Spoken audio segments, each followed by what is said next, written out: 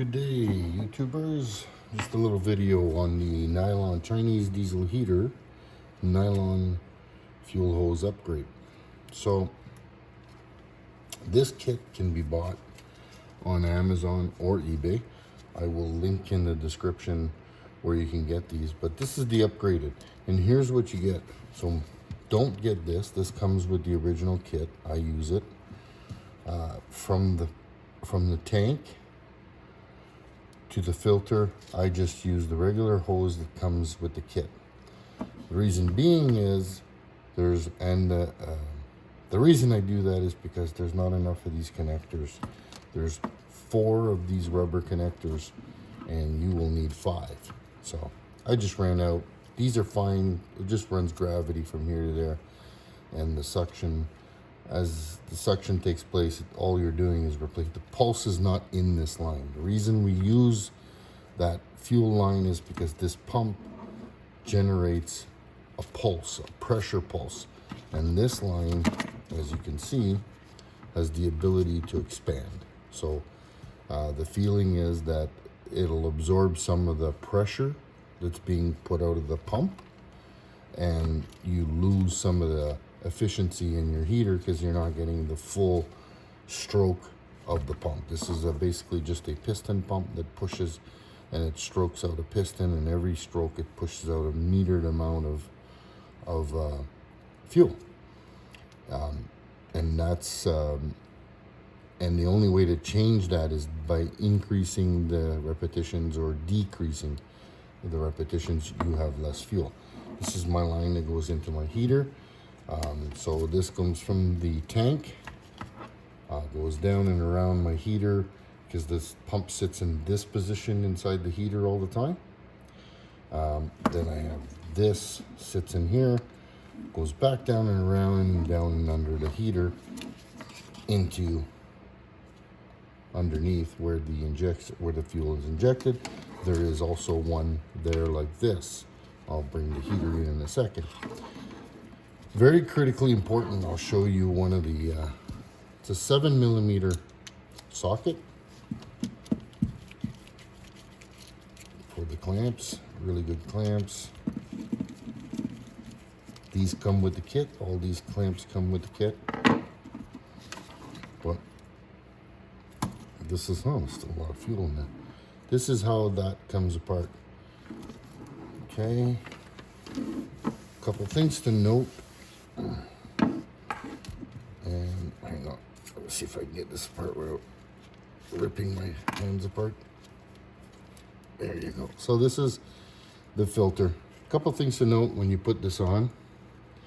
As you can see, it goes, you bottom it out, and if you can look and see here how deep I had it, this is how you want to mount this. You want to make your cuts as square as possible and mount it right up against that nozzle. You push it until you feel that nozzle.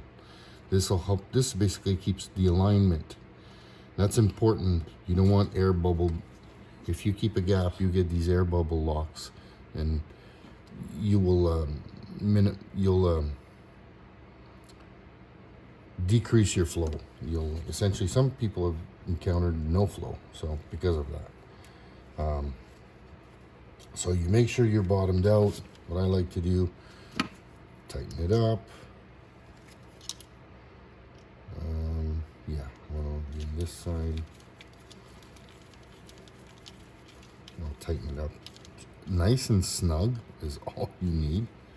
But you do not need to destroy the hose while doing it. Yeah, these, once they've been used too, they tend to close. You can reopen them a little bit with a screwdriver. Then what I do is I'm kind of make sure I know where it was. Just kind of make sure that I'm pushing there. I can feel that positive contact, and that's it. And then again, you snug it up. No need to super tighten these like I'm just, there you go. You'll see, you can't, And again, you don't need to rip on it. I'm just pulling it. It's not moving, okay? So the line isn't moving. That's all. I put, you know, a little bit of pressure on it. If it ain't moving, I'm happy. And there's the suction side. Now I do the same thing for this side. I measure off approximately where it was, right? And then I will push it and snug it up the same way. This line is a hard line. It will not expand. Way better fuel line too than what comes in the kits. It has the ability to take a better temperature. And one important thing is to note, cutting these. When you cut this, make sure you're using a knife. Take your time. Don't crush the line. Just go nice and square down on the, you know, take it. Don't crush the line. You don't want to crush that hole. Another good trick is if you've done some plumbing, those plastic lines in your homes now, there's this cutter they sell. This is a good cutter to use because it cuts a nice, clean cut, okay? If you have one of these, you can get them at your hardware store. They're pretty cheap. I'll link the description where you can get them on Amazon or eBay. And you can get the kit. The whole kit comes with a filter also.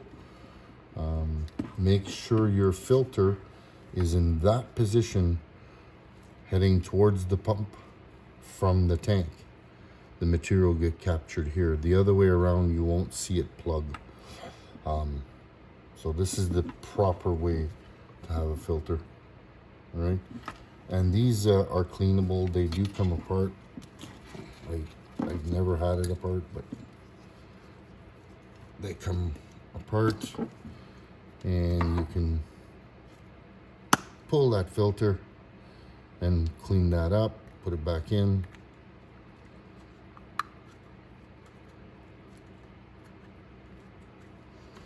There's an O-ring in here. Make sure that seal is back in there so that it'll seal in the lid here.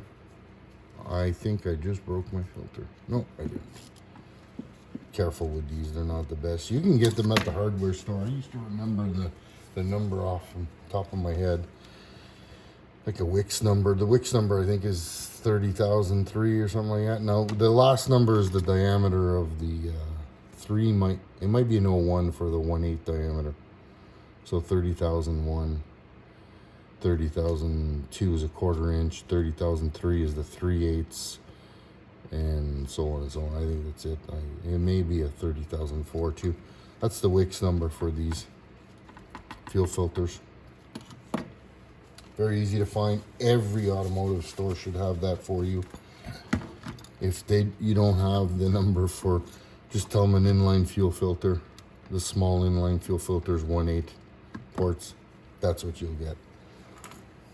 So, just a good little video just to tell you why we use these. I'll link it in the video. You'll hear comments about these all the time. This is why. It's a better fuel line. It takes the pulse. It has a much better connection to, and it takes the pulse from the pump. All right. Hope you enjoyed the video. Hit subscribe or like. Thank you very much, and see you soon.